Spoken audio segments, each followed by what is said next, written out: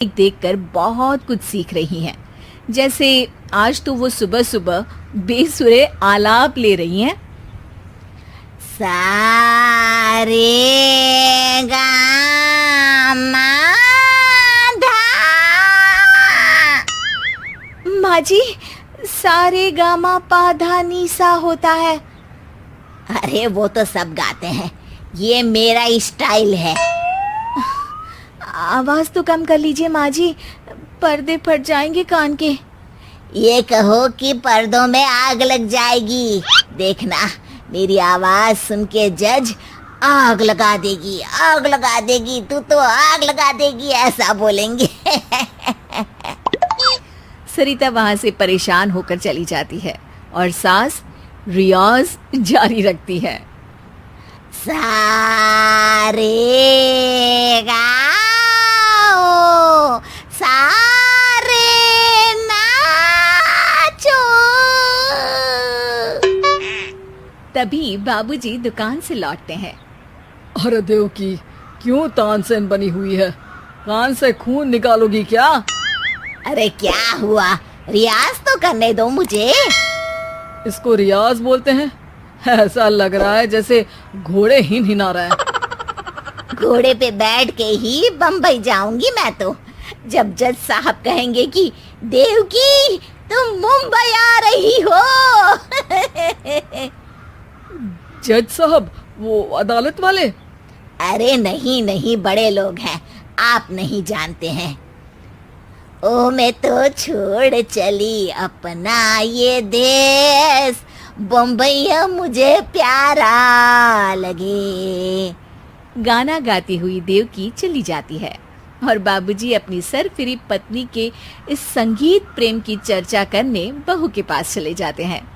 अरे सरिता बेटा, सुनो तो, ये तेरी सास को क्या हुआ है बेटा?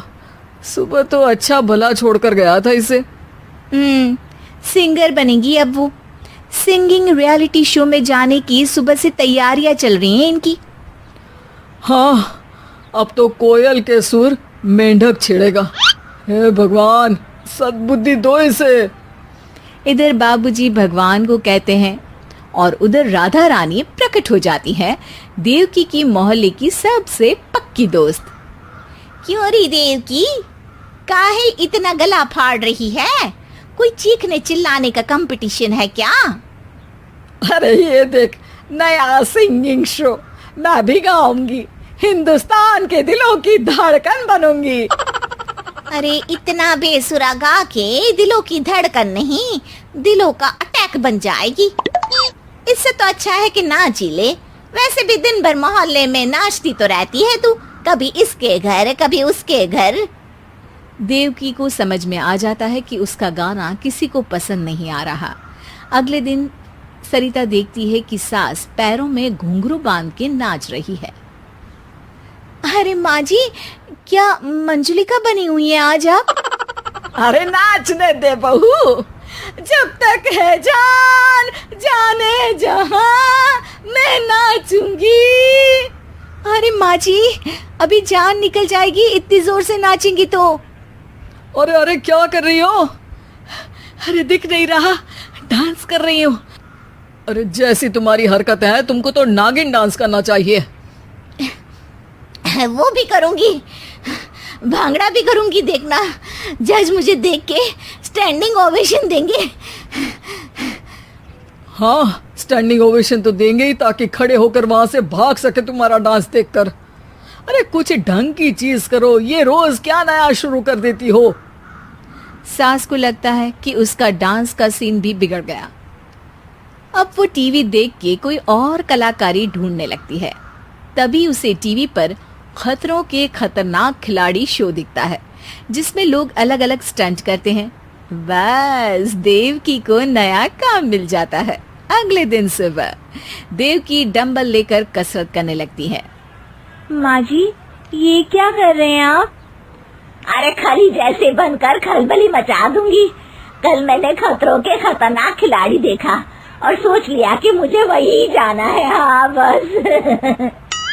तभी वहाँ बाबूजी भी आ जाते हैं। अरे इतना भारी डंबल, अरे गिर मत जाना कहीं लेकर।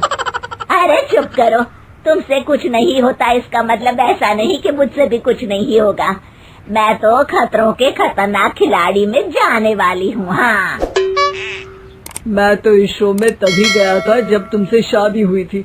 तुमसे शादी करना भी खतरों के खतरनाक खिलाड़ी में जाने से कम थोड़ी ना।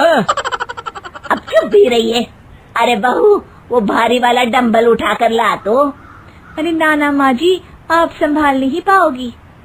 अरे मैंने टीवी में देखा था, एक आदमी कार उठा लेता है, इतना तो मैं उठा ही सकती हूँ ना। बहू घबराते हुए भारी वाले डंबल माँ के हाथ में दे देती है।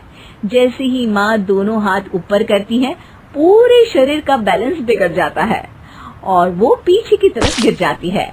डंबल जाकर टीवी में लगता है और टीवी फूट जाती है। माँ जी, उठिए माँ जी। बाबूजी बहुत तेज हंसने लगते हैं। बाबा बाबा, टीवी और बीवी दो टेंशन थे मेरे, आज एक कम हो ही गया। बहू भी सास को उठाते उठाते इस बात पर ताली बजाकर हंसने लगती है और देवकी फिर से गिर जाती है। और इस बार देवकी भी अपनी बेवकूफी पे हंसी रोक नहीं पाती।